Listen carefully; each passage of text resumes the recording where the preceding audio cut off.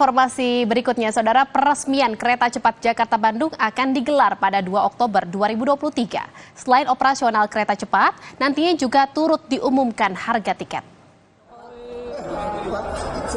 Launching ini mundur dari tanggal yang sebelumnya ditetapkan pada 1 Oktober. Nantinya secara detail juga turut akan disampaikan tarif yang berlaku termasuk promo-promo yang disediakan untuk dapat dinikmati masyarakat.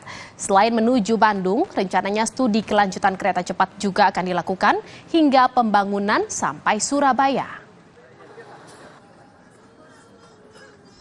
Kita akan lakukan launching itu tanggal 2 Oktober. Karena tanggal 1 Pak Presiden sebut, tanggal 2 Oktober.